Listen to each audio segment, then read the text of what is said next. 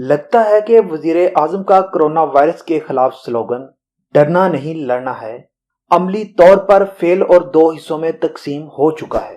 बरसरे ज़मीन हकायक ये हैं, हुक्मरान तबकात से लेकर तमाम बाअसर शोबों तक सब कोरोना वायरस की बजाय बाहमी महाज आराई में सरगर्म हैं।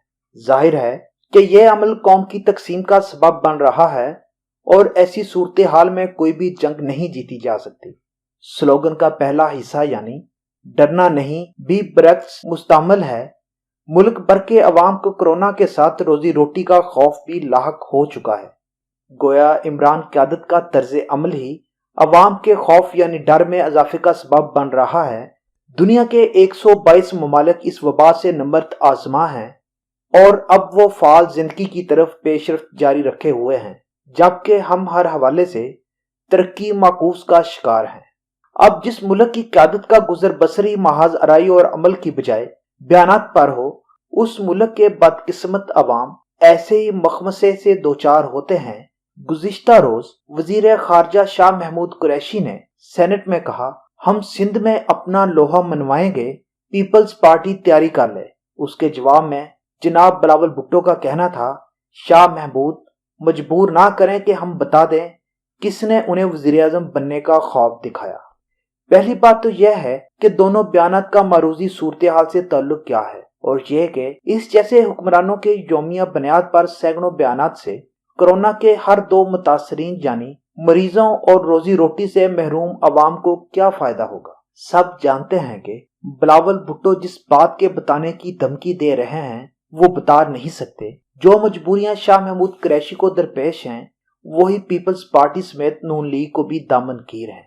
रजा रब्बानी की बजाय सादक संजरानी का इंतखाब और फिर अदम एतमाद तहरीक की नाकामी महज एक मिसाल है।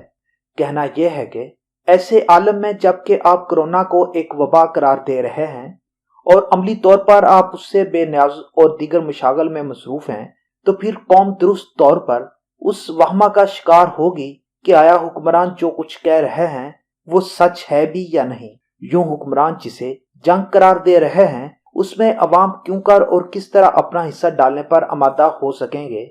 इस किस्से का अजमाल यह है कि इब्तिदा ही गलत थी। दुनिया भर में इस वबा की आमद पर किसी मुल्क ने भी अपने मुल्क के किसी जबान, मजहब या अकीदे से मुतल्लिकीन को यह इल्जाम नहीं दिया कि उसके फैलने का सबब फलां तबका है, बल्कि सब मुत्तहिदो यकसू होकर उस वबा के खिलाफ बरसरे बेकार हुए। हमारे यहाँ इब्तिदा ही इल्जामात पर मबनी लंतरानियों से की गई। हुक्मरान तबकात की तारीख ही यह है कि ऐसे मौके को अपने जाती, ग्रोही और सियासी मफाद के लिए बरूए कार लाते हैं। मजहबी और सहाफती कुव्वतों समेत फैसलों पर असर अंदाज होने वाली हर कुव्वत से उनका खास तल्लुक होता है।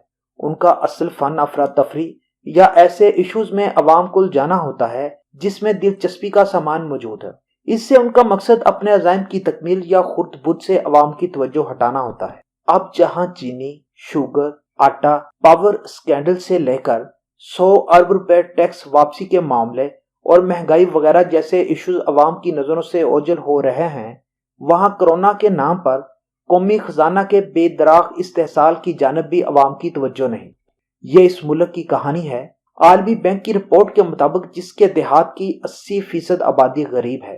लारैब कोरोना के खिलाफ जंग नागजीर है, लेकिन क्या ये जंग ऐसे रवैयों, हुक्मरान तबकात के मौका परस्त तिर्ज अमल और ऐसी ब्यूरोक्रेसी की मौजूदगी में जीती जा सकती है जिसने बेनजीर इनकम सपोर्ट प्रोग्राम को भी माफ नहीं किया।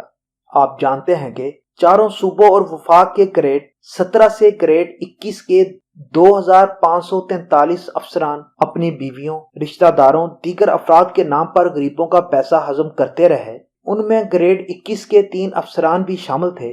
मरूजी सूरत हाल में क्या इतना बड़ा गरीब का इशू दबकर नहीं रह गया?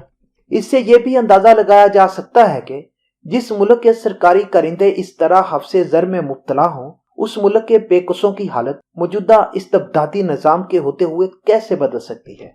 अफसोस सद अफसोस, लॉकडाउन के बाद भूख नाकाबिले बर्दाश्त बनती जा रही है। गुज़िश्ता दिनों एक शख्स ने खुदकुशी कर ली। अहलिया का कहना था कि हम 7 दिन से भूखे थे। जब बच्चे पानी से रोजा अफ्तार कर रहे थे तो ये सूरत हाल बाप से बर्दाश्त ना हो सकी और उसने खुदकुशी कर ली।